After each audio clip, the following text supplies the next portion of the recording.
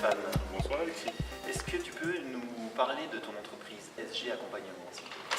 Donc ma société, c'est une société qui a vocation d'accompagner les entreprises et principalement les dirigeants qui sont en fin de carrière professionnelle en vue de la préparation du passage à la retraite et voire la mise en place de la transmission d'entreprise. D'accord. Donc je crois que tu as plus précisément une formation de coaching. Voilà, donc pour moi, dans mon expérience professionnelle, dans l'accompagnement, j'ai pu remarquer qu'il y avait trois grands axes: la formation, le conseil et le coaching, qui permettaient à des moments clés de permettre aux gens d'exprimer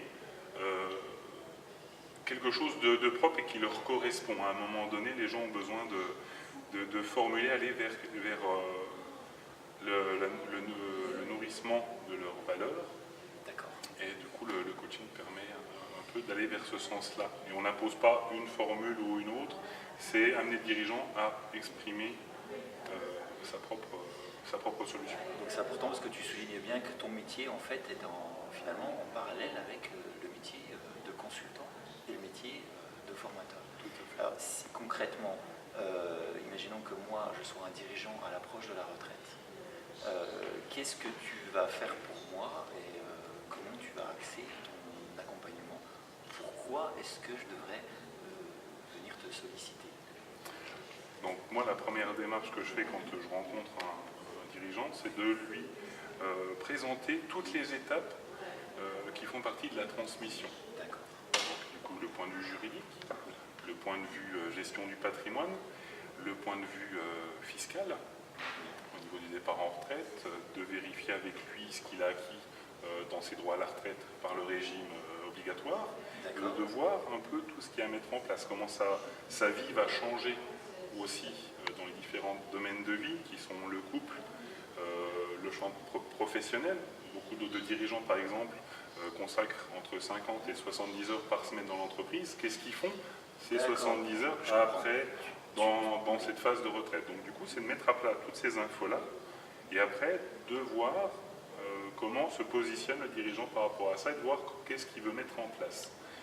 Une fois qu'il y a cette phase d'information qui est mise en place, de prise de conscience, c'est d'élaborer avec lui un programme pour travailler et mettre en place ces différentes étapes et mettre en place une relation avec les différents experts et techniciens qui peut être sollicité lors de la transmission d'entreprise. D'accord, si je comprends bien, tu es un petit peu le chef d'orchestre de la transmission. À un moment donné, tu vas aiguiller le dirigeant entre peut-être un expert comptable, un avocat, un notaire.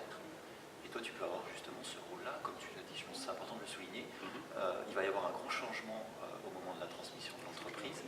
Et quelqu'un qui était dans la tête dans le guidon, je crois qu'il faut qu'il se fasse à l'idée. Tu es là aussi pour l'emmener à faire cette transition dans la tête. Tout à fait. Et c'est quelque chose de pas très confortable ou pas naturel en tout cas, parce que j'étais anciennement chef d'entreprise dans l'artisanat. J'ai rencontré beaucoup de chefs d'entreprise et beaucoup étaient inquiets ou étaient dans le déni de ce qui allait se passer après, parce que pas préparés, avec beaucoup de questions, beaucoup de doutes. Donc du coup, des gens égarés, perdus après le passage à la retraite, parce que n'ayant pas réfléchi à ce qui allait se passer ou organisé un projet de vie qui pouvait correspondre à cette phase après l'activité professionnelle, des entreprises qui ont fermé, des emplois qui sont arrêtés. Et je crois qu'aujourd'hui, c'est important autant d'accompagner le dirigeant sur le point de vue humain, pour savoir ce qu'il veut faire, ce qu'il veut vivre à travers tout ça. Prendre conscience aussi que son entreprise a eu un impact économique en créant un pôle de compétitivité sur un territoire, comme les communautés de communes aujourd'hui essayent de développer un peu les champs d'activité professionnelle. Et le dirigeant aussi, malgré lui, a été amené à employer des gens. Donc du coup, il a des salariés. Donc qu'est-ce qu'il fait de ces salariés? Est-ce qu'il maintient l'emploi sur le secteur à travers la transmission? Est-ce qu'il arrête? Il arrête. Donc du coup, il y a tous des enjeux derrière, où tu parlais tout à l'heure que moi j'étais chef d'orchestre, mais c'est plutôt d'amener le dirigeant à devenir chef d'orchestre et concrétiser ce qu'il souhaite mettre en place face à ces différentes problématiques. Tu vas l'emmener à se poser finalement toute une série de questions sur un espace-temps qui va être plus ou moins important, parce que j'imagine que idéalement, il faudrait qu'un dirigeant te voie peut-être bien 2 ans avant Je pense que pour que les choses se fassent correctement, dernier carat, c'est vraiment 2 ans. On peut commencer 5 ans avant, ça permet d'être vraiment tranquille et puis de développer, d'être confort aussi, parce que les dirigeants n'ont pas forcément toujours le temps aussi. Donc 5 ans avant, ça permet de vivre les choses confortablement. Et après 2 ans, oui, c'est le minimum pour que ça se passe dans de très bonnes conditions. D'accord, très bien. Et justement, un dirigeant intéressé, comment il fait pour contacter BTG Accompagnement?